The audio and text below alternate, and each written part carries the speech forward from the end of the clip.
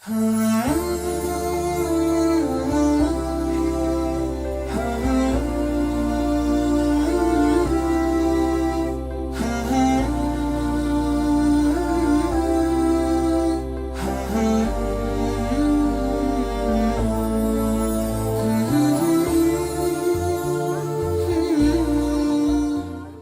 dashur të rishikues, selam aleikum. Kaloi edhe një ditë e këtij muaji të bekuar të Ramazanit, duke shpresuar që të keni kaluar një ditë dhe iftar të këndshëm në mesin tuaj familjar.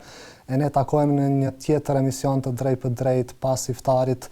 Këtë emision që të zakonshëm tashmë gjatë këtij muaji të Ramazanit, që nga ora 21:30 ne takohemi në këtë emision për të pasur video lidhje të ndryshme, për të trajtuar ngjarje, lajme si dhe reportazhe të ndryshme që na shoqërojnë vazhdimisht gjatë këtij emisioni.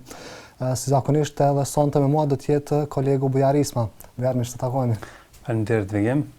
Çfarë do të kemi sonte, Bujar? Sot shumë çka, si zakonisht.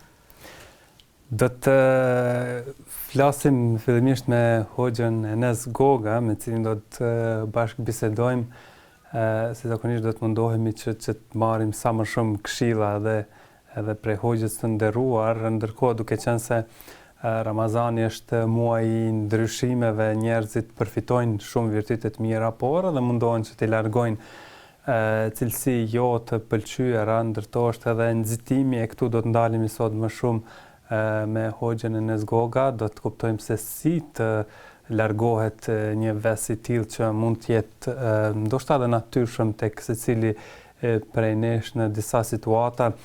Më pas do të flasim edhe për dobit shpirtërore të agjerimit që vjen si zakonisht nëpërmjet një materiali që përgatisim në kuadër të këtij emisioni. Më pas do të flasim edhe me kolegun ton gazetar nga Tirana, atje Ilir Ademin, i cili do të na tregojë se si po zhvillohen këto ditë të Ramazanit në mbar Shqipërinë, ka aktivitete edhe atje normalisht, do t'i kuptojmë më vonë se cilat do t'jenë ato. Dhe si zakonisht ajo që na pëlqen jashtëzakonisht shumë është edhe inkuadrimi i shikuesve tanë që do t'i mirpresim që të na telefonojnë, të bashkëbisedojnë, të na tregojnë se si po kalojnë gjatë Ramazanit, se si po e shfrytëzojnë kohën këtë herë pak më ndryshe krahasuar me vitet e kaluara. Ndërsa fillimisht do ta inkuadrojmë, nëse kemi në lidhje të inkuadruar Hoxhën Enes Goga. Regjia, është Hoxha në lidhje apo po? Selam aleikum Hoxh. Wa aleikum salam wa rahmatullah, Bujar. Shpresojmë të keni pasur iftar të këndshëm. Po alhamdulillah. E lutim Zotin për agjerim të pranuar. Allahumma amin. Po ashtu edhe juve. Përfitoj nga rasti që lut Allahun e madhreshëm që edhe këtë ditë sot që e kemi agjeru, Allahu ta ketë pranu për gjithë neve, na pranoj lutjet dhe ibadetet tona. Zoti ju shpërbleft Bujar, juve dhe tërë stafin tuaj për punën e madhe që po e bëni në këtë muaj të bekuar të Ramazanit, për kontributin tuaj që po e ofroni dhe po mundoheni që në të gjitha shtëpitë e besimtarëve, gjithandej vendit ton, të ofroni atmosferë të bekuar të muajit të Ramazanit. Ju lumt.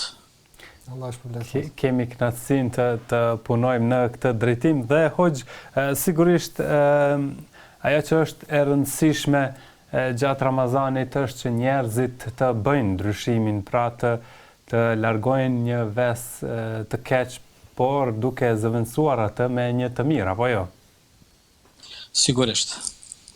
Dhe po asnjë dilemë, Bujar, muaji Ramazanit është një shkollë shumë e madhe që përmban në vete shumë efekte pozitive, të cilat efekte drejt për drejt e prekin personalitetin e individit, po jo vetëm edhe individin, mirë po efektet dhe dimenzionet e ndryshme të muajit të bekuar të Ramazanit, që përcjellen në vete ndryshimin pozitiv, përçojnë mesazhin edhe për te individit. Prandaj, ne sonte në këtë takim së bashku, do të mundohemi që në frymën e agjerimit, ai shpirti i fuqishëm i agjerimit neve të na ndihmoj që të largojmë një ves prej veseve të shëmtuara që të gjithë ne ndonjëherë jemi prej e këtyre veseve të liga. Sonte do të flasim për nxitimin. Agjerimi na dhuron post tjerash edhe vetë përmbajtjen.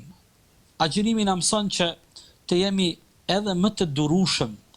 Agjerimi na mëson që të jemi të matur. Agjerimi na mundson që të kemi një vetë kontroll në vetveten tonë. Agjerimi na mëson që ne edhe ta kontrollojmë egon. Pastaj agjerimi kërkon nga ne që sikur që ne abstenojmë prej ushqimeve, pijeve dhe marrëdhënieve intime, ne njëkohësisht bëjmë përpjekje që agjerimin dhe shpirtin e agjerimit ta manifestojmë dhe ta shpërfaqim edhe në sjelljet dhe reagimet tona, edhe në shprehjet tona, edhe në fjalorin dhe diskursin ton. Pejgamberi alayhis salatu wassalam thot kur ndokush për juve është agjerueshëm dhe ndokush vjen dhe e sulmon, qoftë në mënyrë verbale, duke e fy apo ofendu, apo edhe nëse provon me e sulmu edhe fizikisht, pejgamberi alayhis salam tha, ti thuaj si agjerues, unë jam agjerueshëm. Po, dhe çka do të thotë kjo hoxh? Kur duhet thënë pra jam agjerueshëm, është veç thjesht një njoftim se unë po agjeroj, jam pa ushqim dhe pije, apo ka diçka tjetër këtu? Kjo në fakt, nëse do na me e marrë në të shiqimin më të thjesht, është një shprehje edhe është një koment i cili dëshiron me mbyll një sherr i cili mund të ndodhë mes dy personave. Në anën tjetër, po, ky është edhe një njoftim për personin i cili po e sulmon dhe po provon edhe me ataku personin tjetër, mirë po kjo është njëkohësisht edhe një përkujtim për vetë agjeruesin. Do të thotë, në anën tjetër është njoftim për personin i cili ty të sulmon, të ofendon, të fyn, po në të njëjtën kohë është edhe përkujtim që ti e përkujton veten tënde. Pra është vetë përmbajtja edhe për veten tonë. Sigurisht, do të thotë është një farë lloj rikujtimi në radhë të parë për veten tënde. Prandaj agjerimi këto neve na mëson. Na mëson që ne të jemi të përmbajtur. Në një porosi tjetër i dashuri ynë Muhamedi sallallahu alaihi wasallam thot kështu: kur ju të jeni agjerueshëm, mos folni fjalë amorale e të pista, si dhe mos të keni sjellje arrogante dhe sjellje të ignorancës. Fala yarfuthu wala yajhal. Do thotë, kur jeni agjerueshëm, mos folni fjalë të pista e fjalë të dyta. Do thotë, edhe ndonjëherë, ndoshta nga idhënimi, ndoshta nga ofendimi që kush mund ta bëj, dhe ndoshta ndonjëherë edhe njeriu mund të dalë nga vetja, edhe të fyn, edhe të ofendon, ndoshta të përdor shprehje jo adekuate. Po, dhe pse këto ndalesa hoxh? Sepse e prishin agjerimin apo? Jo, në agjerimi nuk prishet. Këto të gjitha mund ta zbehin dhe e zbehin agjerimin, ja humbin vlerën dhe shpërblimin, ndërsa agjerimi në kuptimin e normave juridike fetare mbetet agjerimi në rregull, derisa nuk ka ndonjë prej atyre shkeljeve që e prishin agjerimin. Mirë po, agjerimi neve dëshiron të na ngrit në një pjedestal të lartë, edhe shpirtëror, edhe psiqik, edhe fizik, që do të thotë ne, përpos që largohemi prej ushqimeve, pijeve dhe marrëdhënieve intime, ne në të njëjtën kohë provojmë të agjerojmë me tërë qenjen tonë.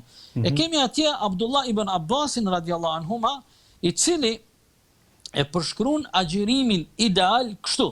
Abdullah ibn Abbas radiallahu anhuma thot, agjerimi ideal i një besimtari të vërtet është kur së bashku me të agjeron edhe syri i tij, në kuptimin e kontrollit ndaj shiqimeve. Thot, agjeron edhe veshi i tij, agjeron edhe gjuha e tij, agjeron edhe dora e tij, Do të thotë me tërë qenin e tij njeriu provon të agjeroj, të abstenoj nga e keqja, dhe këtu tani na del ajo porosia e madhe e Islamit, e cila ndërlidhet tani edhe me agjerimin, po ndërlidhet edhe me këtë tematikën tonë që ne po thojmë se agjerimi neve na mëson, na stërvit që ne të jemi të vetë përmbajtur, që të jemi durimtar, dhe automatikisht kur ne provojmë të jemi të vetë përmbajtur, atëherë ne e largojmë vesin e shëmtuar të nxitimit, kur nxitohemi. Prandaj po du me e përmend atë porosinë e madhe të Islamit, ku i Rasuli alayhis salam thot: "El muslimu men salima el muslimuna min lisanihi wa yadihi." Besimtari dhe muslimani i vërtet është ai musliman që muslimanët e tjerë janë të sigurt për gjuhës dhe dorës së tij. Do të thotë, muslimani i vërtet asnjëherë me gjuhën e tij nuk e cënon të tjetrin. Po ashtu edhe me dorën e tij, respektivisht dora nënkupton veprimet e tij. Gjuha nënkupton anën e të folurit, anën e të shprehurit. Qoftë kur ti po e zojmë je duke bisedu drejt për drejt me një person, apo dhe kur mundesh me përgoju apo me i shpif një personi tjetër, dhe ndërsa dora nënkupton veprimet konkrete. Bujar dhe vegim, mos harroni se sot ne jetojmë në epokën e komunikimit të shpejt, ku teknologjia moderne, komunikimi i shpejt, rrjetet sociale na japin mundësinë e një komunikimi jashtëzakonisht komod, dhe ky parim i pejgamberit ton alayhis salam, ky parim i Islamit ton madhështor, muslimani i vërtet është ai që të tjerët janë të sigurt nga gjuha dhe dora e tij, besoj që po ta kemi parasysh edhe në botën virtuale, edhe në botën e rrjeteve sociale, këtë parim dhe të mundohemi ta aplikojmë si një standard në komunikimet tona në rrjetet sociale, atëherë komunikimi ynë do të ishte shumë më i shëndetshëm. Ne gjithandej dëgjojmë rënkime dhe dëgjojmë ankesa për komunikimin jo të duhur dhe komunikimin jo korrekt që ndodh në rrjetet sociale, komentet e panevojshme, komentet e pamatura, komentet fyse, gjuha linquese, gjuha e urrejtjes e kështu me radhë. Prandaj të gjitha këto na ndihmon agjerimi që ne të lirohemi prej këtyre veseve. Dua ta përmbylli për të kaluar te pika tjera, sigurisht ju keni përgatitur pika tjera, dua ta përmbylli me një çështje që edhe herën e kaluar e kemi thënë dhe besoj që edhe efendilert dhe kolegët e mi të nderuar sigurisht e kanë potencu këtë çështje. Jo rastësisht Allahu i Madhreshëm na bëri obligim një muaj agjerimin, dhe këtu më shifen shumë urtësi. Në mesin aty në urtësive është se sot disiplina moderne që merren me shërimin dhe largimin e veseve negative, kur kanë parapat trajnime të ndryshme, zakonisht ato trajnime zgjasin maksimumi një muaj ditë, për faktin se edhe ato shprehi negative që dikush i ka fitu, nëse i nështrohet një trajnimi dhe një discipline për një muaj rresht, ai ka me i ndryshu ato shprehi negative. Prandaj edhe ne gjatë muajit të Ramazanit, gjatë agjerimit, do të bëjmë përpjekje që shprehit tona negative, veset e liga që i kemi pjesërisht apo i kemi në plotni, në karakterin dhe personalitetin ton, të provojmë që gjatë këtij muaji të lirohemi prej atyre veseve të liga dhe shprehit negative t'i zaventojmë me virtyte. Dhe ndërto më e rëndësishme agjerimi këtë na dhuron. Është nxitimi, pra, një prej këtyre veseve që duhet larguar, sidomos gjatë këtij muaji, është nxitimi apo jo?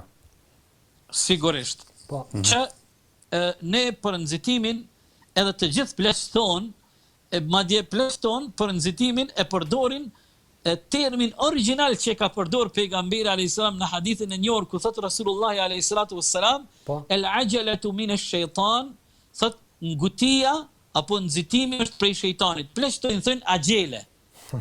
Pse ki kap me agjele? Domthonë është term original që ka përdor pejgamberi alayhis salam. Demek pse mos e kap punën me agjele, mos e kap me nxitim, mos e kap me nguti. Nuk është mirë njeri me bu agjele, domethënë. Prandaj nxitimi dhe ngutia, kur e lexojmë Kur'anin famlar dhe i lexojmë porosit të pejgamberit ton Muhamedit ton sallallahu alaihi wasallam, shohim dhe mësojmë se kemi një numër të madh të porosive nga ajetet e Kur'anit famlar, edhe nga ato porosit e Muhamedit ton alayhis salam që neve na sugjerojnë që t'jemi të matur, që t'jemi të përmbajtur, që t'i marrim gjërat me avashllëk, që t'i largohemi nxitimit, ngutis, ta frenojmë lefin. Poezojmë, po i marr sa për ilustrim, ajetet të cilat vinë pej kaptinës Ali Imran. Allahu i madhreshëm thot: "Wal kadhimin al-ghayza", thot kur i numëron virtytet e besimtarëve, thot dhe në mesin e virtyteve të besimtarëve të vërtet është edhe virtyti që ata provojnë me frenu mlefin, wal afina anin nas, dhe u afalin të padrejtën njerëzve, u afalin hakun e tyre, u afalin njerëzve. Do të thotë sa rëndësi të madhe ka njeriu të bën përpjekje që të jetë i përmbajtur, të jetë i matur. Njeriu kur nxiton dhe kur ngutet, atëherë ai edhe koritet, ai edhe e shpërfaq atë anën e tij të errët. Ndonjëherë ngutemi me shprehjet tona, me gjuhën tonë, duke e ofenduar, duke e rëndu personin tjetër, ndoshta duke e fy, ndoshta duke e poshtruar në çmu, waliyadhu billah. Ndonjëherë mund të nxitohemi, të ngutemi duke marrë edhe qëndrime e vendime të gabume.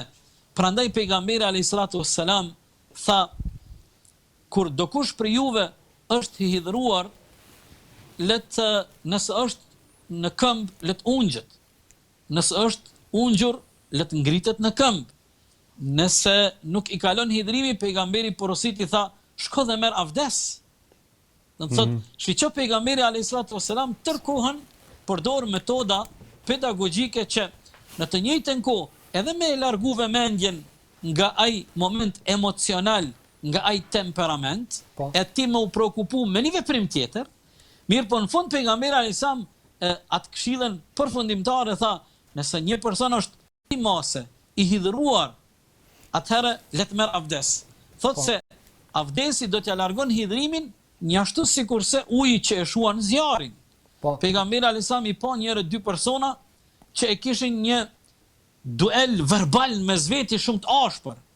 Dhe pejgamberi alayhis salam u skuq nga kjo skenë dhe nga kjo pamje e pohishme. Ai i cili ishte më i hidhruar i tha atij, tha: unë e di, tha, një fjalë, nëse ti kishe me e thonë atë fjalë, kish më t'u largu hidhrimi. I tha: cila është ajo fjalë ja Rasulullah? Tha: po të kishte thonë ai personi i cili ishte hidhruar, po të kishte thonë ai: e'udhu billahi minash shaitanir rajim, kërkoj mbrojtjen e Allahut tim prej djallit të mallkuar, do t'i largoj, do të thotë, hidhrimi. Do të thotë kemi një numër të madh të porosive nga Kur'ani, po edhe nga hadithet e pejgamberit asam që neve na porositin dhe na këshillojnë që të mos nxitohemi, të mos ngutemi, për faktin se ngutia dhe nxitimi derivojnë probleme serioze. Ngutia dhe nxitimi na sjellin pasoja dhe telashe që ne edhe mund të pendohemi dhe të ndijmë keqardhje pas një kohe, mirë po, ndoshta atëherë do të jetë edhe vonë.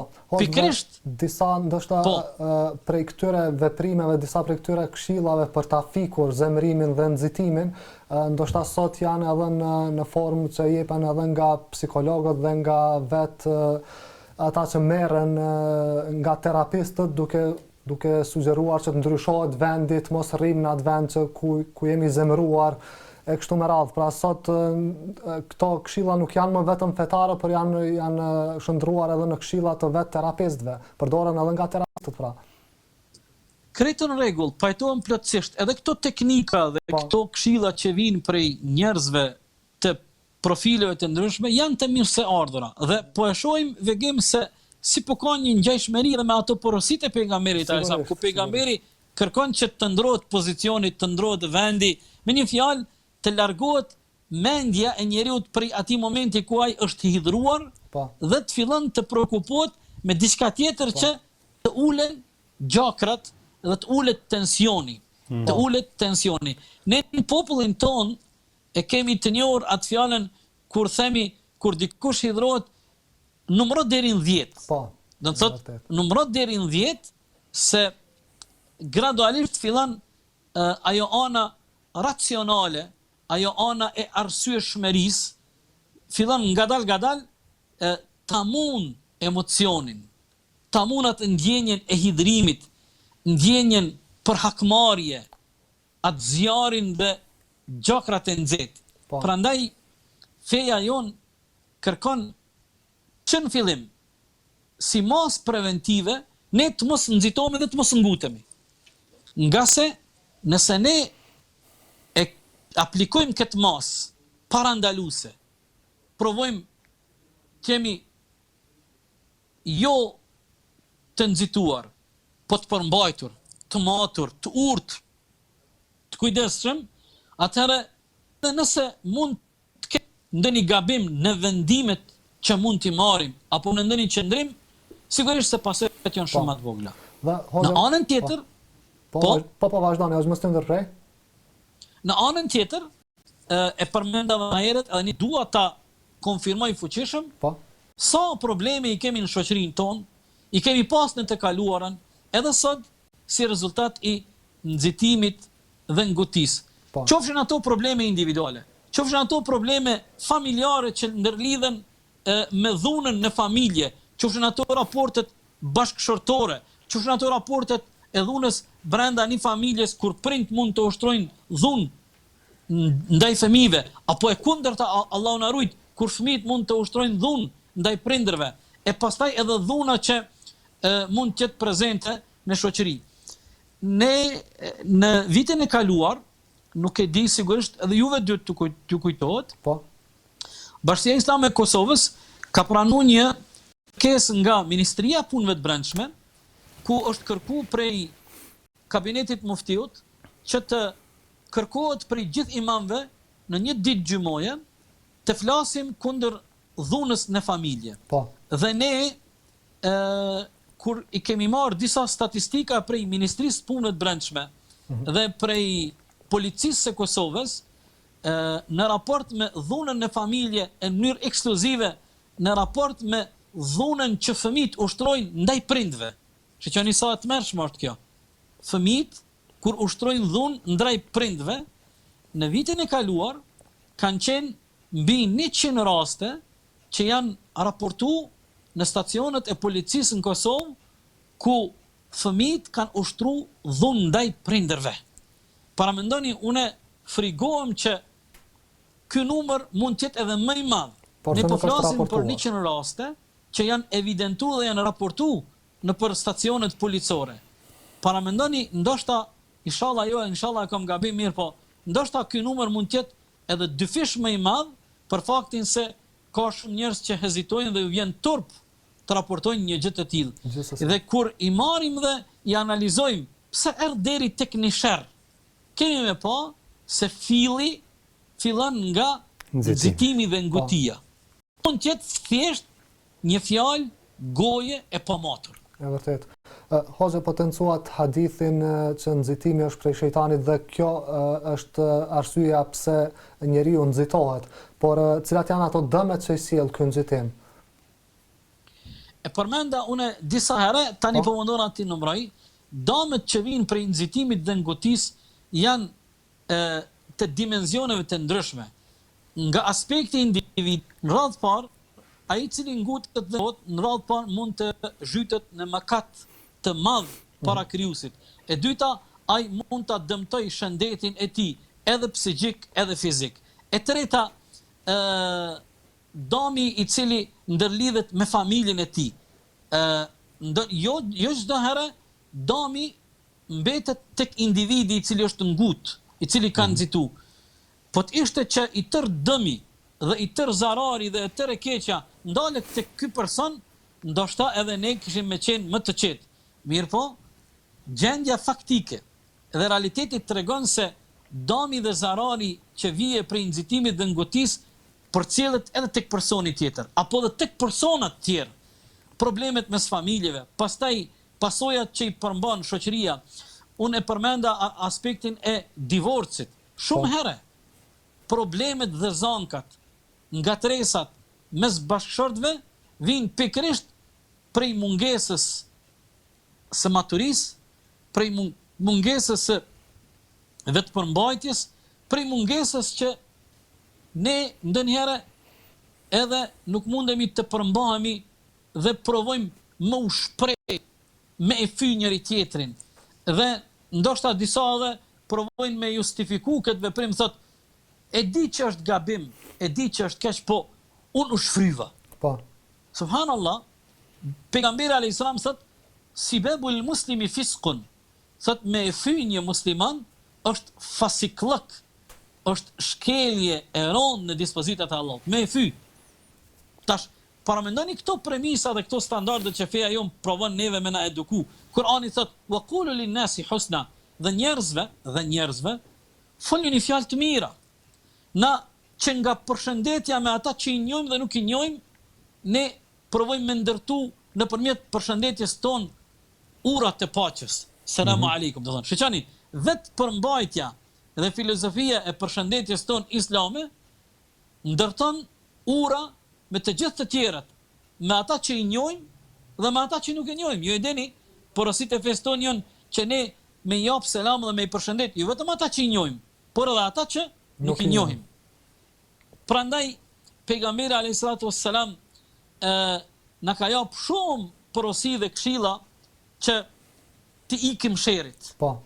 Dëgjoni vëllezër, ne para pak ditëve në muajin mars e kemi pas për vjetorin, nuk e di tash sakt nëse zgaboj 30 vjetori apo ashtu diku afër, i përkujtimit të iniciativës së pajtimit të gjaqeve në fushat e verës së Lukës, atje në komunën e Deçanit, kur ka qenë një iniciativë prej intelektualëve, prej hoxhallarëve, prej prisave të fesë në përgjithësi që të ipet fund gjakmarrjes, dhe në vitet e 90-ta në verat të Lukës, në komunën e Deçanit, në një fushë të madhe, në fushën e pajtimit, janë organizuar dhe janë ftu gjitha ato familje të hasmëruara që kanë pas hasmëri dhe janë pajtuar me zvete dhe ja kanë shtrit dorën e pajtimit për hir të Zotit. Në radhë të parë, pastaj për hir të atyre rrethanave të vështira në fillimin e viteve të 90-ta që ishim në atë botë. Po. Dhe sa është ajo kostoja e lartë që ato familje që kanë pas, sikur themi ne, taksiratin, kanë pas fatin e keq të binë në gjakmarrje, çfarë kosto e paguajnë ato familje, jo vetëm personi i cili ka qenë i involvuar në krim, mirë po komplet familja, po jo vetëm njëra familje, po të dyja familjet, po jo çdo herë vetëm të dyja familjet, po edhe shumë familje tjera përreth. Dhe krejt kjo si pasojë e nxitimit. Çfarë kosto të lartë kjo e ka si shoqëri? Sigurisht. Po? Si pasojë e nxitimit, pra, krejt. Po krejt këto vinë bujar, kur i shiqojmë dhe i bëjmë analizë, vinë, po të kishim mundësinë tani, të kishim statistika dhe t'i hudhim një sy sirtarëve të prokurorisë tonë, shumë probleme, shumë vepra penale që janë ngritur, janë si rezultat i atyre përleshjeve, atyre ngatresave, ndoshta shumë herë për arsye banale. Jemi në komunikacion, ma ke lëshu rrugën, s'ma ke lëshu rrugën, je ke nxitu, m'ke fy, m'ke këshyrë, s'm'ke këshyrë, në thot, dhe në fund Allah na rujt, ndonjëherë kur del situata nga kontrolli, vim deri në atë mos sa që subhanallah, dikush guxon me privu tjetrin nga jeta. Po. Unë e di që gjithë ata pendohen, po tash është shumë vonë subhanallah kur e privon nga jeta një njeri, kur e vret bigajri hak për arsye banale, po asnjë arsye, po asnjë të drejtë. Atëherë sa e dhimbshme është kjo. Prandaj, Sigurisht. muaji i Ramazanit është një mundësi e ardhë, një mundësi e mirë, që ne, ashtu sikur përmbahemi dhe vetë përmbahemi dhe kemi atë kontrollin kur jemi agjërueshëm, mirë është të provojmë që edhe jashtë Ramazanit, të provojmë ta kemi një vetë përmbajtje, të jemi të matur, nga se shumë ngatresa, shumë probleme, djemtëri, adoleshent, therjet me thika, rahjet, ngatresat, sherret, të gjitha këto do t'i minimizonim në një përqindje kogja të madhe nëse ne arrim Po. ta largojmë këtë shprehi të gabume, këtë vest të ligë, nxitimin në ngutin, edhe të provojmë të jemi të matur, të jemi të kujdesshëm, e të përmbajtur, e durimtar, nga se pejgamberi sallallahu alaihi wasallam gjithmonë na ka porosit që jemi të matur. Wa ta'anni min ar-Rahman, thot pejgamberi alaihi wasallam, thot ngutia është prej shejtanit, ndërsa avashllëku dhe mos mungut, kjo është prej Allahut, është prej Rahmanit. Ne kemi edhe, a nuk ka mund Allahu te baraka wa taala me kriju kosmosin dhe gjithësinë dhe të gjitha krijesat sa qel e mshel syt, sigurisht se ka mujt madhria e tij Jalla Jalaluhu wa Jalla Sha'nuhu. Mirë po, vetë forma e krijimit dhe krijimtarisë Allahut në mënyrë graduale tregon se sa e rëndësishme është maturia dhe avashllaku për një jetën tonë të përditshme. Po. Tani ne nëse dëshirojmë të marrim edhe disa dimensione tjera, poezojmë ne edhe në sferën e adhurimit, Po. kërkohet prej neve që me maturi dhe me kujdes t'i kryjmë ibadetet. Poezojmë atje, kemi tek kapitulli i namazit, ju të gjithë e dinit që është e urrejtur në fen tonë që ndokush me e fal namazin me shpejtësi, me nguti, pa përkushtim, pa frikë respekt, pa konsiderat përballë namazit. Por në Po fakt ashtu thotë edhe nxitimi a konsiderohet çdo herë negativ sepse ka edhe motive fetare që ftojnë pra në nxitim, në vepra të mira, e kështu me vetëm radhë. kisha mujt me thonë bujar, nëse nuk gaboj, lutë Allahun që të jemi sakt, vetëm në një kapitull konsiderohet nxitimi i lavdushëm. E ai kapitull është për punë të hajrit e për punë të mira. Domthonë, sa herë që e ke mundësinë me e bë një punë të hajrit, e ke një punë të mirë, mos prit, mirë po bëje. Përndryshe, çdo herë dhe gjithmonë nxitimi dhe ngutia janë vese të urryera dhe janë të dëmshme dhe janë me pasoja. Përjashtim, kur kemi të bëjmë me punë të hajrit, e me punë të mira, e për punë të mira, e për punë të hajrit, atëherë nuk duhet të presim, apo nuk duhet të kemi afate të tjera. Për shembull, e dini, pejgamberi alayhis salam thotë, ummeti im do të jetë në hajër sako që e shpejton iftarin, pasi që jemi tash në muajin e Ramazanit. Do të thotë, për iftar kemi porosin që ta shpejtojmë. Për syfyrin e kemi porosin që mundësisht ta shfrytëzojmë syfyrin deri edhe në ato momentet dhe çastet e fundit. Prandaj, në përgjithësi, si popull, si shoqëri, kemi nevojë që t'jemi më të matur. Kemi nevojë që t'jemi më të përmbajtur.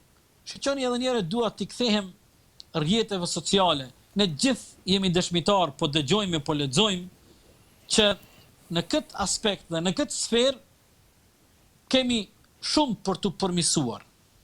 Do të bëjmë kujdes.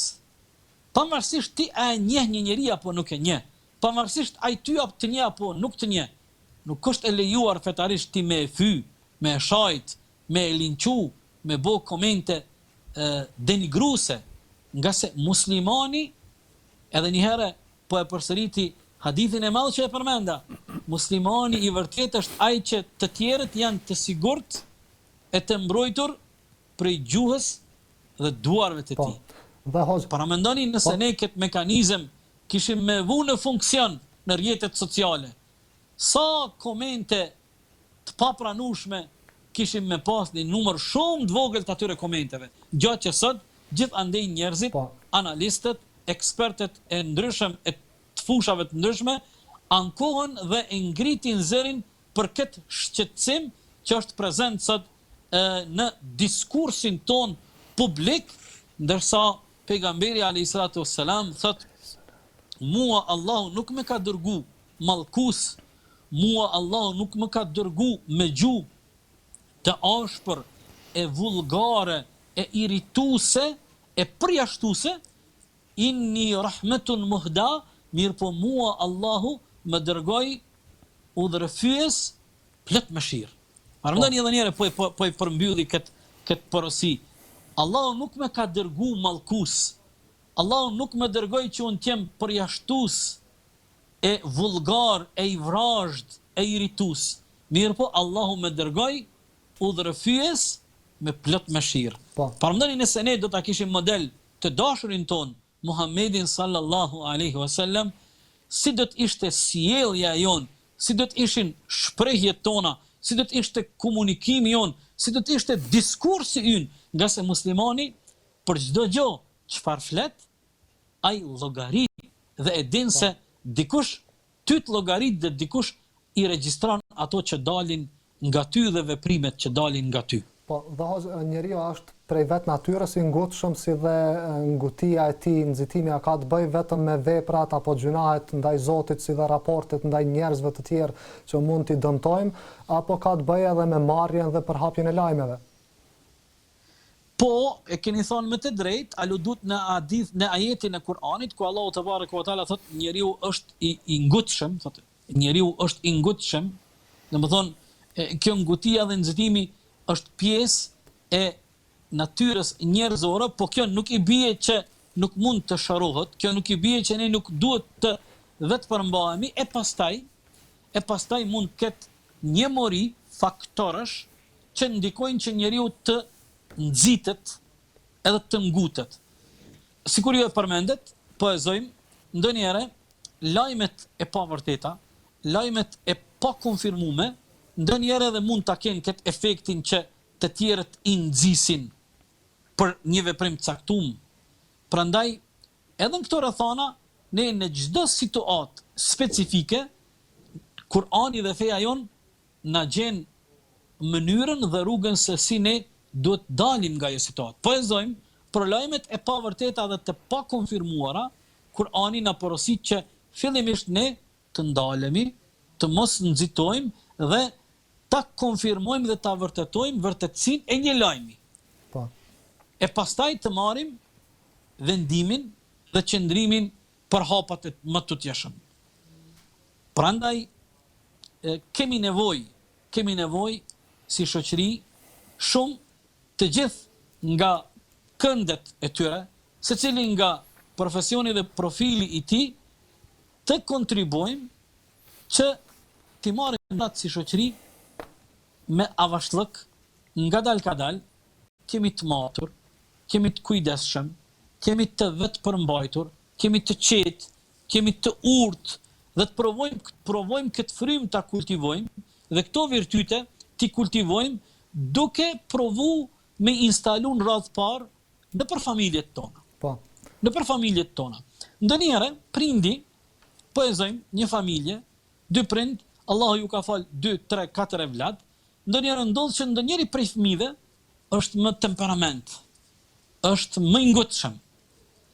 Dhe ata e shohin temperamentin dhe ngutinë e tij aty brenda në familje me vëllezërit dhe motrat e tij. Mirë po brenda në familje ndoshta nuk ka shumë probleme dhe telashe, po momentin kur ky fëmijë bëhet që të shkon në shkollë, të del në lagje, të del në rrugë me fëmijët e kujdishive, atëherë mund të vi deri tek sherri. Prandaj familja për kujdeset në mënyrë të veçantë për këtë djalin apo vajzën e tyre që e ka temperamentin më të theksuar që të punojnë pikërisht që ta shpëtojnë ato prej sherrit, edhe veten si familje, edhe atë, po dhe shoqërinë. Domethënë, që ky kontribut është në shumë dimensione. E shpëtojmë personin, e shpëtojmë familjen, po e shpëtojmë edhe shoqërinë. Nga se ndonjëherë edhe shoqërinë. Po, si duket. Kemi një ndërprerje. është shkëputur. Shpresojmë që të rinkuadrohet për të vazhduar aty ku mbetëm gjithsesi. Një temë mjaft e nevojshme për të trajtuar gjitha ato pasoja që hoxha i përmendi, qofshin ato të ndimit që çojnë drejt mëkateve, raporteve me njerëzit, dhunës familje, gjitha ato që hoxha i potencoj gjithsesi që vinë si shkak i nxitimit dhe i pamaturisë apo durimit në disa momente të caktuara që të përmbajmë atyre këshillave, atyre haditheve, që të themi një fjalë që largon hidhrimin, që shuan hidhrimin, apo të ndryshojmë vendin nëse jemi ulur të ngritin, apo nëse jemi ngritur të ulemi, të ndryshojmë vendin tonë përgjithësi, kështu me radhë, pra gjitha këto vetëm si shkak i një mos përmbajtje të vogël.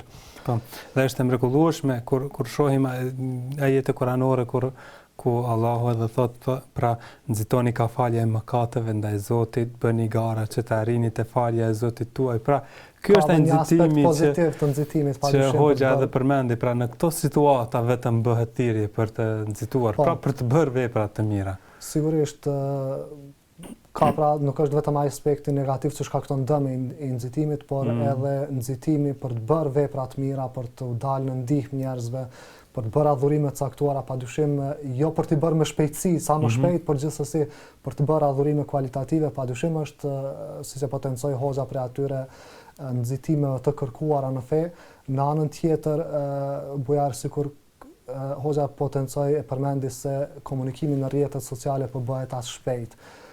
Kurse në anën tjetër, çdo produkt që ne blejmë, kompanitë shtyhen se cila do ta sjellë atë produkt në shtëpinë tonë sa më shpejt që është e mundur.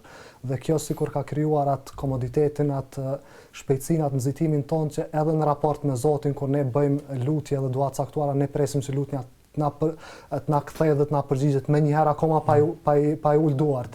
E gjithë kjo jetë shumë e shpejtë që po zhvillohet, shumë dinamike, kam frikën se ndonjëherë po ndikon që edhe në raport me Zotin ne të jemi po ashtu të nxituar, të mos kemi durim që të mbështetemi në urtësinë e Zotit në përgjigjet e tij ndaj lutjeve dhe ndaj duave tona sigurisht. Po. Dhe nuk e di, është rinkuadru hoxha përsëri, po? Po ju dëgjoj. Hoxha, po? Po. Po shumë mirë. Unë ndërprej për pak qaste, sigurisht. Si duket rrjeti dopt, po. E pritshme kjo. Po, Vegim, kishit një ndërhyrje, po? Po, me bujarin po diskutonim se ndonjëherë komunikimi jeta shumë dinamike, komunikimi shpejt në rrjetet sociale, produktet që i blejme që na vinë shumë shpejt në shtëpinë tonë, ndonjëherë po na bëjnë të padurueshëm edhe në raport me Zotin që akoma pa i ulur mirë duart nga duat tona, ne po presim përgjigjen në këtë aspekt.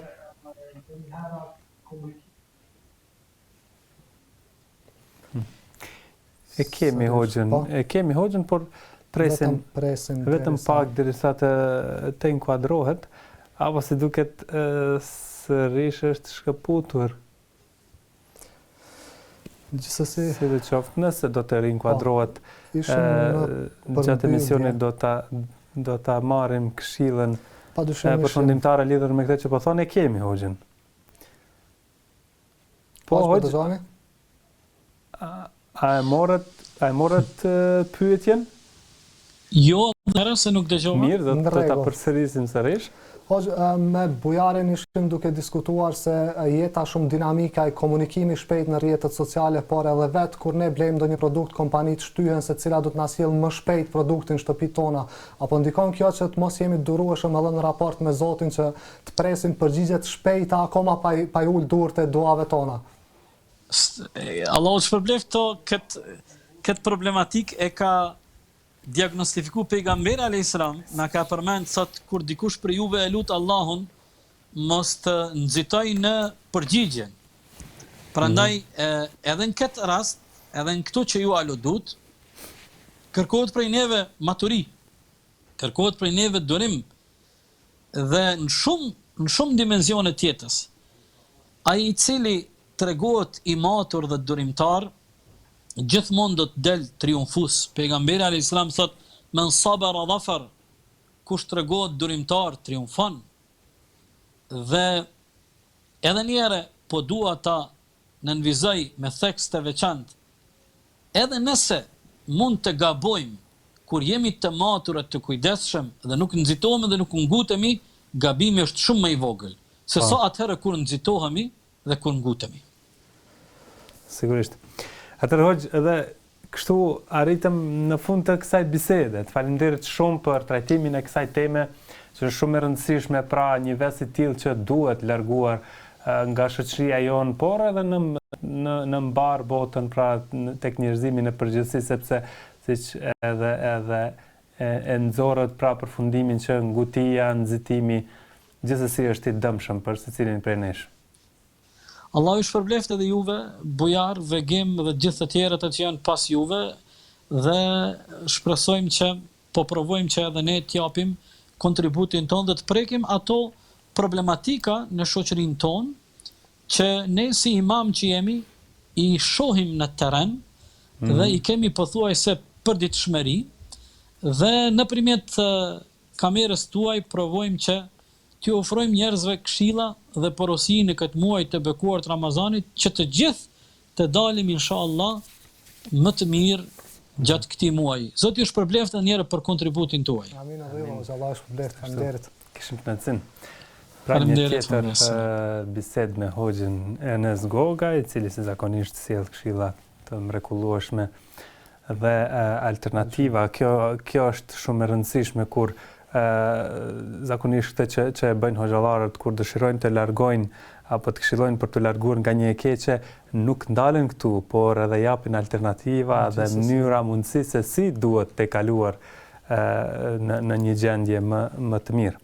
Padyshim, bujarë në botën perëndimore janë terapistët ata që mundohen të fikin atë zemrimin e njerëzve, por Hoxha gjithsesi është një terapist vetvetiu, vetë feja, vetë studimet, vetë përballja me problemet e xhamatit në përgjithësi, i bën ata jashtëzakonisht pjekur të matur në zgjidhjen e problemeve të ndryshme dhe edhe pa pasur ndonjë drejtim të kryer në aspektin e terapistëve apo psikologëve, ata vetvetiu janë një lloj psikologë dhe një lloj terapisti që mungon ndoshta vetëm ajo diploma përkatëse e këtij lloji drejtimi dhe ndoshta ka një diapazon dhe një shumë më të gjerë se sa vetë terapistët që japin këshillat e tyre në këtë drejtim. Andaj sigurisht kur bëhen bashkë të dyja, edhe ato këshillat e terapistëve dhe duke plotësuar, duke ja dhënë ata anën atë ngjyrimin fetar, gjithsesi këshillat dhe janë madhështore dhe problemet bëhen shumë më të vogla, padyshim. Sigurisht. Dhe tani do të kalojmë tek materiali, testoria e mbrëmjes. Padyshim pas videolidhjes së parë në cilën ne zakonisht flasim me një hoxh për një temë të caktuar, është koha që të ndjekim një reportazh në cilin sonte kolegu ynë Urimi ka përgatitur, ka folur për dobit shëndetësore të agjerimit. Në fakt janë dobit shpirtërore, ato shëndetësore që është gjithashtu materiali, do ta transmetojmë një ditë tjetër atë. Padyshim ishte gabim teknik nga ana ime që pra materialin vazhdim ka të bëjë me dobit shpirtërore të agjerimit. Të nderuar teleshikues, ndjekim materialin e përgatitur nga kolegu ynë Urimi lidhur me dobit shpirtërore të agjerimit e pastaj rikthehemi në studio me një tjetër videolidhje.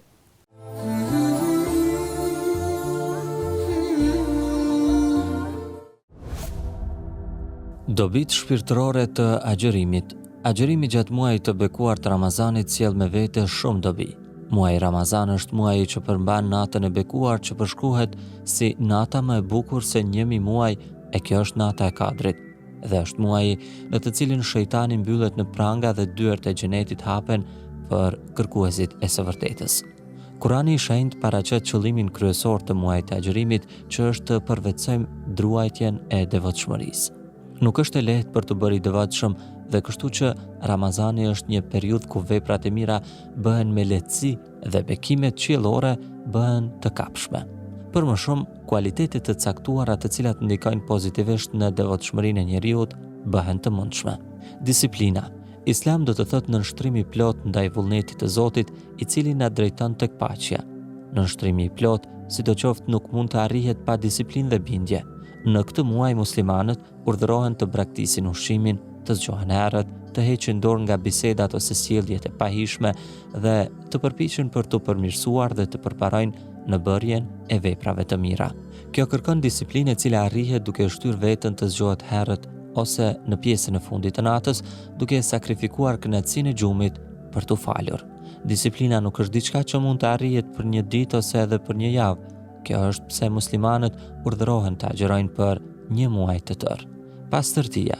Muslimanët mësohen të marrin abdes para çdo namazi dhe të jenë në gjendje të pastër sa më shumë të jetë e mundur, për shkak se pastërtia e jashtme ndikon në pastërtinë e brendshme.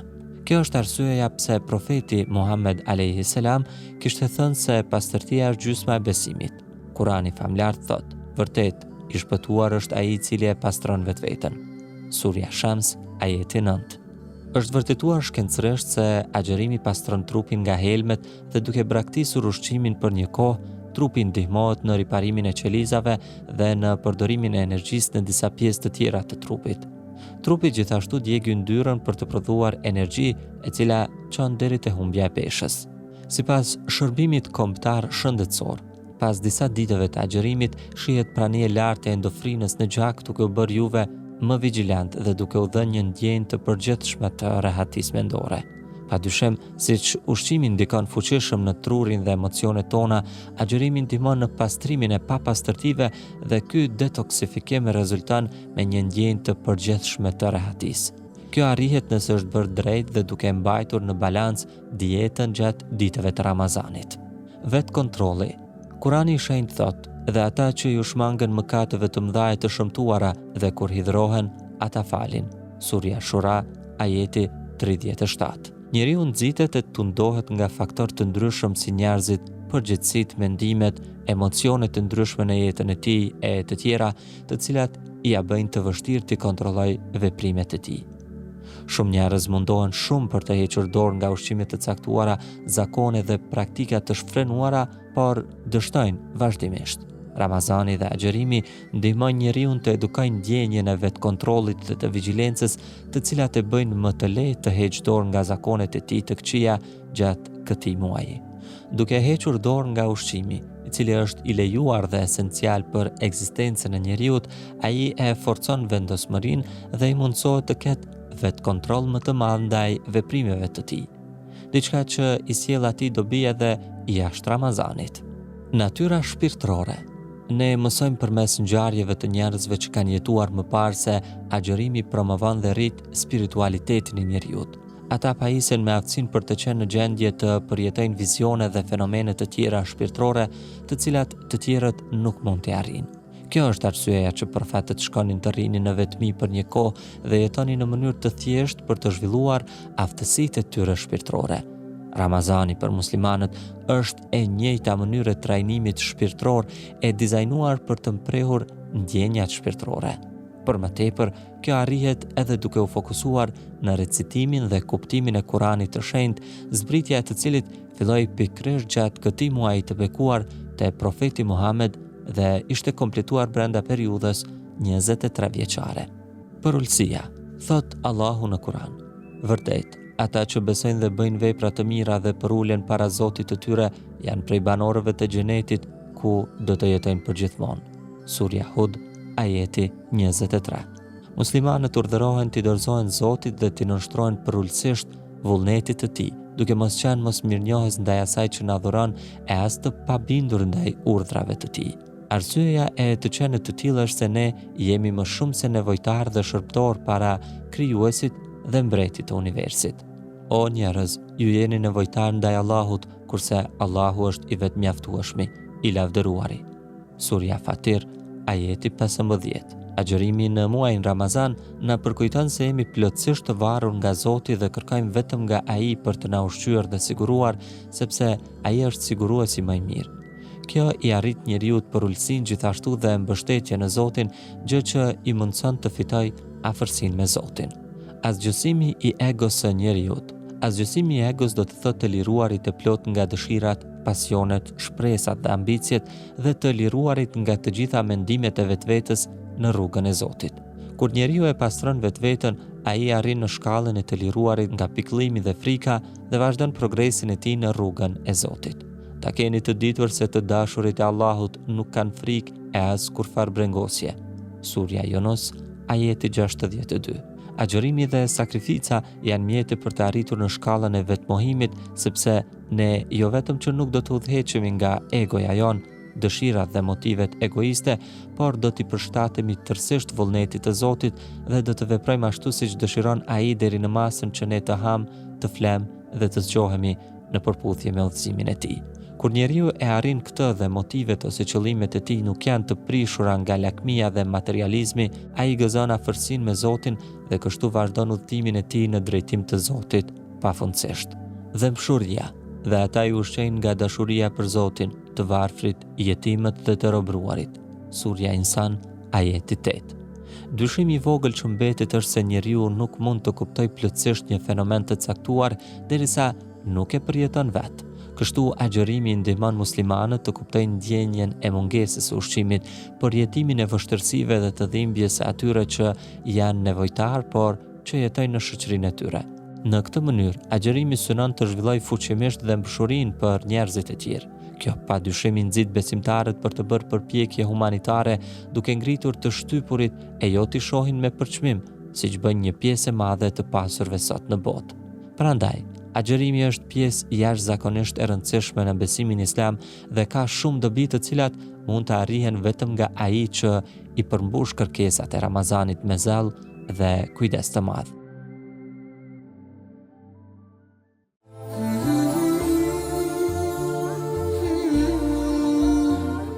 Jemi rikthyer të dashur miq, në vazhdim do të presim juve që të na telefononi për të bërë pjesë e këtij emisioni, të bashkëbisedojmë, të na tregoni se si po kaloni gjatë Ramazanit, me shumë kënaqësi do t'ju mirëpresim. Ndërkohë, ne vazhdojmë tutje dhe gim, kishim zhvillime këtë ditë. Padyshim, mbujar ditën e djeshme, kryeministri në detyrë, zotri Albin Kurti, bashkë me ministrin në detyrë të financave dhe transfera, zotri Besnik Bislimi, si dhe ministren e drejtësisë, zonjën Albulena Aziu, kam pritur në një takim kryetarin e Bashkisë Islame të Kosovës, Muftiun Naim Efendi Tërnava. Si dhe po ashtu pas këtij takimi kanë shtruar një iftar zyrtarëve të Bashkisë Islame që kanë qenë në këtë takim. Pas takimit vetë kryeministri në detyrë Kurti do thotë me këtë rast ai deklaroi se muaji Ramazanit nuk është muaj i zakontë për besimtarët musliman. Në këtë muaj besimtarët sfidohen me agjërim duke u përmbajtur nga ushqimi e pija gjatë ditës derisa lartësojnë virtytet më të mira të tyre. Ai është muaji i devotshmërisë, parafrimit me Zotin, mirësjelljes me njerëzit përreth dhe ndihmës për njerëzit në nevojë. Po ashtu, kryeministri në detyrë Kurti falenderoi Muftiun Tërnava për bashkëpunimin që institucionet fetare kanë pasur në luftimin dhe menaxhimin e pandemisë përmes thirrjeve të tyre që besimtarët të ruajnë distancën fizike dhe të rrinë në shtëpitë e tyre në mënyrë që të kontribojnë të mos e përhapin virusin COVID-19. Ndërkohë nga vetë ana e tij, Muftiu Tërnava falenderoi kryeministrin në detyrë për iftarin, duke lutur Zotin fuqiplot që ky muaj i bekuar i Ramazanit të sjellë mesin tonë më shumë begati, paqe, bereqet. Ai po ashtu theksoi se Bashkia Islame e Kosovës ka kontribuar vazhdimisht jo vetëm në këtë situatë të pandemisë COVID-19, por në të gjitha situatat në të mirën e vendit dhe qytetarëve tanë. Po sigurisht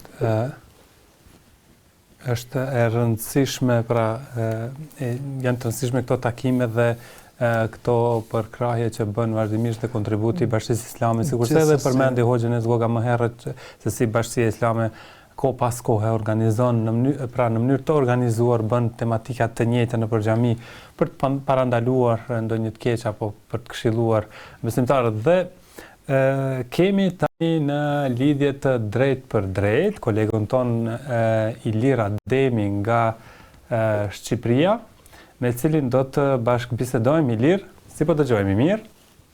Po bujar, ju dëgjoj mirë. Atëherë Ilir, shpresojmë të keni pasur iftar të këndshëm dhe lusim të keni pasur edhe agjërim të pranuar të ditës së sotme dhe ditëve të kaluara. Urime bujar Ramazani dhe për ju, për Begimin dhe për gjithë dëgjuesit. Ka qenë Ramazan ndryshe, po shpresojmë që me shpërblime jo të mangëta raport me Ramazanet e kaluara. Faleminderit shumë që je sot me ne. Ç'kemi këtë ditë? Ndonjë revani me niseshte, ndonjë ballokume në Shqipëri, po gatuhen? Po duke qenë se kemi më shumë kohë në shtëpi, kjo na jep mundësinë që edhe të gatuajmë më tepër anëviseve të shtëpisë, të gatuajmë diçka për t'i dhënë pak atmosferë dhe për të larguar atë mërzinë e xhamive të mbyllura. Kështu që kemi pas mundësinë të provojmë dhe revanive dhe ëmbëlsira të ndryshme. Keni bërë ju personalisht vetë diçka apo? Ja, unë vetë jam një kuzhinier i dështuar, e kam bëruar disa herë, se nuk kam marrë me mundësinë që të eksperimentoj në këtë fushë. E thua nga modestia, po besoj. Atëherë Ilir, si është Shqipëria e dashur këtë ditë të Ramazanit? Me thënë drejtën, Bujar, atmosfera për qenë realist është në një farë mënyrë dëshpëruese, sepse ishte Ramazani papritur ky në raport me atmosferën. E paska shumë të nevojshme Ramazani atmosferën nëpër xhamia që nga e pa shmangshme nevoja për të qenë prezent në xhami, po gjithsesi ky lloj dhimbje është munduar që të kompensohet në mënyra dhe forma të tjera brenda shtëpisë dhe brenda të afërmve, po dhe një lloj mundësie për të veçuar me adhurimet më tepër, pra duke kushtuar më tepër kohë dhe ndënjes në shtëpi dhe adhurimet brenda shtëpisë. Po. Dhe Ilir, besimtarët zakonisht në Ramazanet e kaluara gjithsesi kanë pasur rastin që të shkojnë në xhami të kryejnë adhurimet fetare, por në njëjtën kohë ta shfrytëzojnë atë kohë edhe për marrjen e këshillave të mësimeve të fesë, ndërkohë që këtë Ramazan duke qenë se dalja në xhami pra nuk është e mundshme, a janë zhvendosur aktivitetet e komunikimit mes besimtarëve dhe mes hoxhallarëve në metoda të tjera që të vazhdojnë besimtarët akoma të përfitojnë nga mësimet e hoxhallarëve? Po, vegim, Komiteti Musliman ka pas udhëzime për imamët dhe muftitë e qyteteve që të kenë këshilla të vazhdueshme permanente përmes rrjeteve sociale, që të mos mungojnë për publikun këshillat dhe orientimet qoftë për Ramazanin, po qoftë dhe mbi situatën ku ndodhemi. Gjithashtu ka patur dhe lexim hatme të Kuranit nga lexues të ndryshëm, që të kenë mundësi besimtarë të ndryshëm ta përcjellin dëgjimin dhe leximin e Kuranit. Gjithashtu ka patur dhe mësime mbi abetare, mbi leximin e Kuranit arabisht, që të jetë mundësia për fillestarët që gjatë Ramazanit të kenë mundësi ta lexojnë Kuranin. Po gjithashtu ka patur dhe shumica hoxhallarëve, mendoj, të cilët nëpërmjet kontakteve tyre personale, qoftë nëpërmjet Viberit, WhatsAppit, po edhe Facebookut gjithashtu, të shpërndajnë mesazhe ndryshme, qoftë mbi agjërimin, qoftë mbi adhurimet e ndryshme, qoftë mundësinë e shfrytëzimit të këtij Ramazani ndryshe, kështu që atmosfera në rrjetet sociale ka qenë shumë e gjallë. Këto kohë nuk është folur fare për rreziqet e ndënjes gjatë nëpër rrjetet sociale, sepse është shfrytëzuar në mënyrë pozitive. Po, dhe ka bërë kjo Ramazani dhe kjo situatë që besimtarët të jenë solidarë dhe me aktivitete të ndryshme të dalin në ndihmë nevojtarëve? Në një farë mënyrë, xhamiat në këto kohë janë shndruar në qendrat më të mëdha sociale në vend.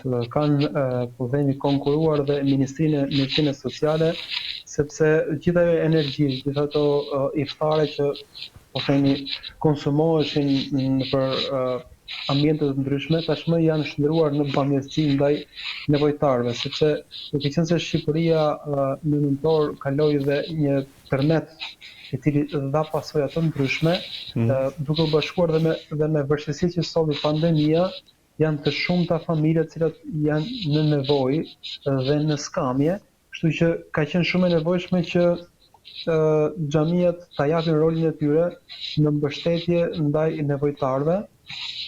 Kanë qenë të shumta nismat të cilat kanë shpërndar ushqime, pako të ndryshme, po gjithashtu nuk kanë munguar dhe iftaret, duke patur xhamiat listën e familjeve në nevojë që janë të agjërueshëm, nuk kanë munguar që të shojnë dhe një iftar të ngrohtë në mënyrë të vazhdueshme të gjithë anëtarëve të familjeve, kuptohet familjet që janë në nevojë, Kështu që gjatë këto kohë nuk kanë munguar dhe shpërblimet e iftareve ndaj të tjerëve. Po. Dhe Ilir, gjatë kësaj kohë të pandemisë, hoxhallarët në Kosovë, por në Maqedoni vazhdimisht kanë qenë të themi edhe ata në atë vijën e parë të frontit, sepse u kanë dhënë motiv besimtarëve që të kalohet kjo situatë, kjo gjendje, kanë qenë vazhdimisht me këshillat e tyre, me vetëdijsimin e tyre për ta tejkaluar këtë gjendje. Besoj kështu ka qenë edhe në Shqipëri, apo jo?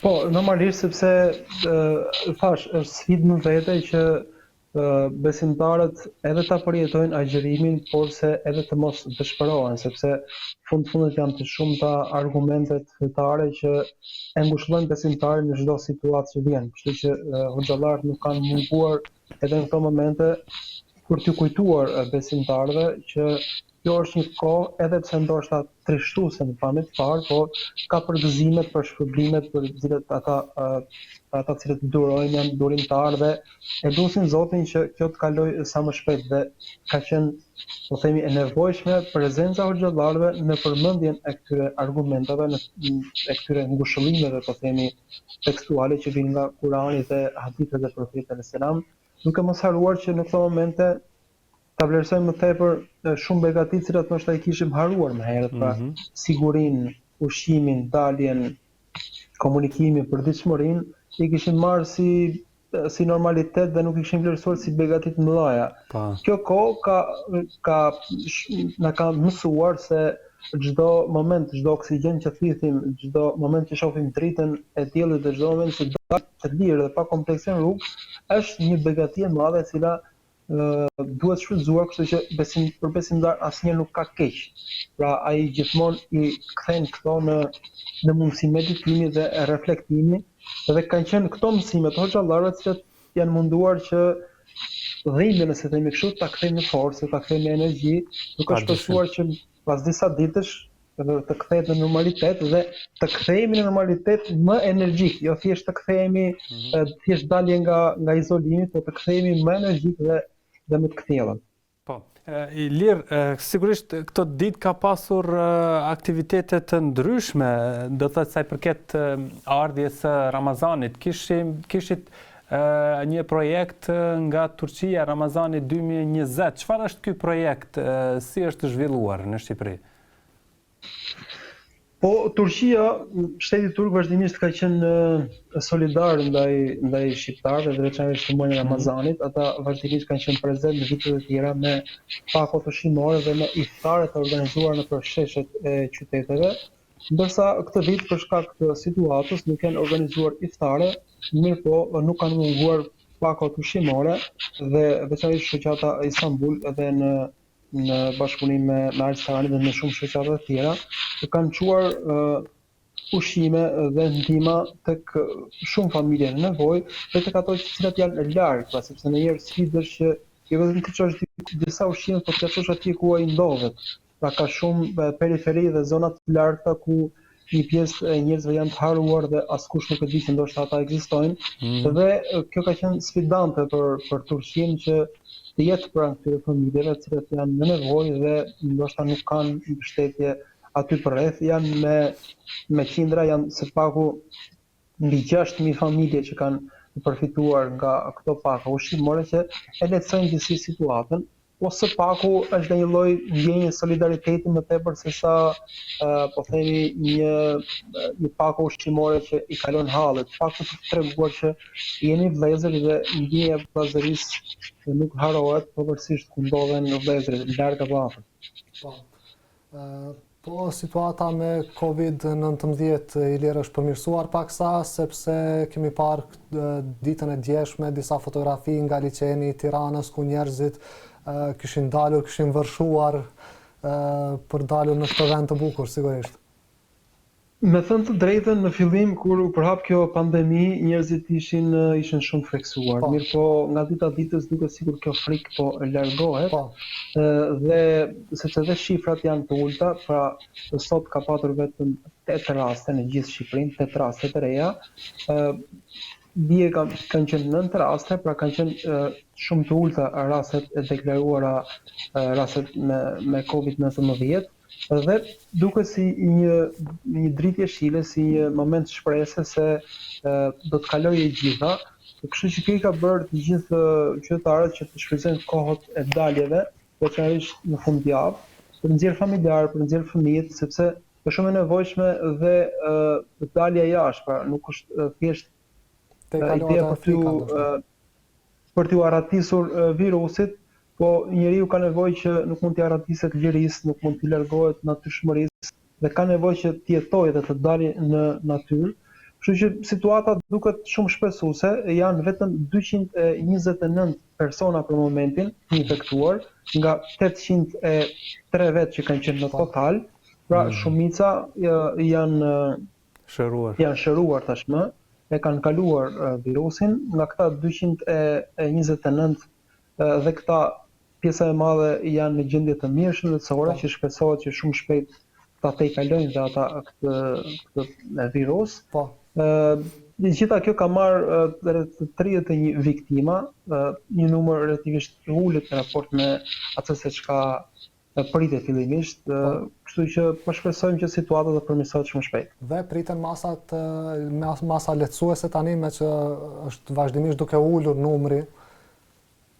Po, javët në vijim në datën 11 priten disa masa lehtësuese për një kategori të caktuar biznesesh, duke qenë se pjesa e madhe e bizneseve tashmë janë aktive, ndërsa në datën 18 pritet që të hapen edhe bizneset e fundit, duke përfshirë edhe baret dhe restorantet, fillimisht në hapësirat jashtë, jo hapësirat e brendshme. Çka na jep shpresën gjithashtu që do të kemi edhe një rikthim edhe në xhamia, duke ruajtur distancën dhe të gjithë protokollin e sigurisë ndaj këtij virusi, sepse nuk mbetet gjë tjetër, gjithçka kthehet në normalitet. Praktikisht gjatë ditës pothuajse të gjithë njerëzit janë në aktivitet të vazhdueshëm, në përjashtim të një numri shumë të vogël aktivitetesh, siç janë baret, restorantet, parukeritë dhe një kategori shumë e vogël biznesesh. Kështu që shpresojmë se brenda 10 ditësh apo 2 javësh gjithçka të kthehet, po themi deri diku në normalitet, se ndoshta normalitet plot është vështirë që të kthehemi. Apo është herët për të kthyer në normalitet të plot. Sigurisht atëherë Ilir, të falenderit shumë për këtë inkuadrim, për këtë bisedë që solle në emisionin Pas Iftarit. Shpresojmë që do të kaloni sa më mirë edhe në ditëve në vijim dhe të na sjellni edhe lajme edhe më të mira, sigurisht. Le të shpresojmë që dhe për ju të dëgjojmë lajme pozitive dhe motivuese. Faleminderit juve. Faleminderit juve. Ashtu.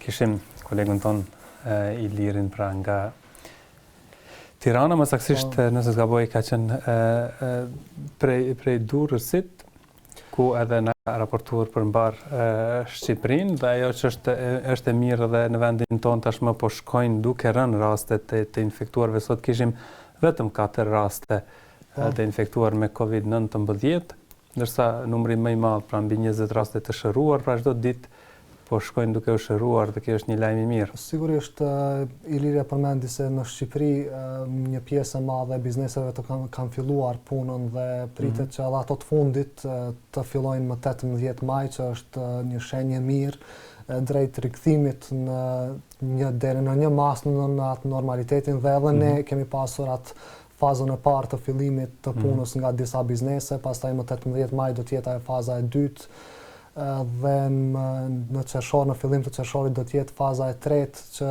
po shkon dal nga dal duke u përmirësuar.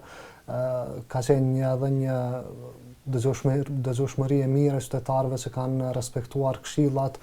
Do të shohim edhe ditët në vazhdim nëse do të vazhdojnë të përmbajnë qytetarët këshillave të marra, ndërkohë që shenja të mira pra ka çdo kudo në botë. Madje kishim një artikull bujar se edhe në shtetin e Zvicrës tashmë gjyshrit janë lejuar që t'i përqafojnë fëmijët, sepse kjo ka qenë një nga ato mallet më të mëdha që të moshuarit është dashur të përballen duke pa ndoshta niprit e tyre të mos mund t'i përqafojnë. Kjo ka ndodhur gjithku në çdo vend, po në Zvicër është bërë një hulumtim dhe është vërtetuar se fëmijët nën moshën 10 vjeçare as nuk e marrin virusin dhe as nuk e transmetojnë tek të tjerat, andaj i kanë zbutur dhe i kanë reduktuar ato masat e distancës sociale, veçanërisht mes fëmijëve dhe të moshuarve, sepse fëmijët pra nuk mund as ta marrin as ta transmetojnë virusin tek të moshuarit, pra ata janë të sigurt që ti duan dhe ti përqafojnë niprit e tyre, e të mos tashmë mund të çmallen pra nga ajo distanca fizike që kanë pasur me niprit, dhe dihet bojar sa e madhe është dashuria e gjyshërve për niprit e tyre. Janë dy gjenerata larg në distancë, po shumë të afër. Padyshim me zveti. Padyshim ky lajm sigurisht është mirëpritur dhe ka qenë një tregues tjetër se situata po shkon drejt fundit dhe drejt përmirësimit e normalizimit, andaj duhet jemi vetëm edhe pak durueshëm që këto fazat e fundit Gjithsesi, dhe është e mirë kur dëgjojmë edhe qytetarët tanë të flasin për vetë qytetarët në përgjithësi që thonë se jemi krenar që si popull, si shqiptar, kudo që kemi qenë të matur gjatë kësaj kohe, jemi përmbajt dhe jemi përmbajt pra rekomandimeve të institucioneve gjetse në këtë drejtim për të mos u prekur në masë të madhe nga ky virus, sepse ishte e pritshme që pothuajse secili vend të preket nga COVID-19. Shumë e vërtet, Bujar, ne kemi pasur fatin që duke i dhënë pasi përkasim në masë të madhe fesë, përkatësisë islame, pastërtia, higjiena është kërkuar. Padyshim është pjesë e çdo familje, çdo besimtari, madje edhe familjet të cilat nuk janë praktikuese të fesë, kanë mbetur si traditë, do të thotë nga feja islame tashmë është bërë edhe traditë nëpër familjet edhe jo praktikuese, që padyshim higjiena dhe pastërtia, larja duarve, jo vetëm për besimtarët që marrin abdes 5 herë në ditë, por edhe ata që nuk e praktikojnë fenë, i pastrojnë duart para dhe pas ushqimit, kanë atë higjienën e kërkuar. Sfida vetme për neve ka qenë ajo kufizimi për të qëndruar në shtëpi, për të mos vizituar njëri tjetrin dhe sepse kjo është edhe theksuar shumë në vendin tonë. Sigurisht ato traditat për mbajtjen e lidhjeve farefisnore, gjithsesi ne si popull jemi mjaft lidhur akoma me njëri tjetrin, kemi raporte të mira, kemi raporte të ngrohta njëri me tjetrin, qoftë si familjar, qoftë si shoqëri, dhe kjo ka qenë ajo sfida vetme që ka rrezikuar përhapjen e virusit, por ndryshe nuk ka qenë shumë breng aspekti i pastërtisë dhe higjienës, është edhe traditë fetare, edhe kombëtare sigurisht. Dhe kam përshtypjen që kjo distancë nuk do të ndikojë në popullin tonë që të qëndrojnë njerëzit bashkë, ta duan njëri tjetrin, ta vizitojnë njëri tjetrin vazhdimisht. Sepse po vrejet që shumë janë përmallu njerëzit që të takohen, kështu që presin që plotësisht të lirohemi prej këtij virusi, prej këtyre masave, dhe pastaj njerëzit do ta takojnë e vizitojnë njëri tjetrin sërish. Pikërisht kjo kohë ka sigurisht ka bërë që njerëzit të mallëngjehen, të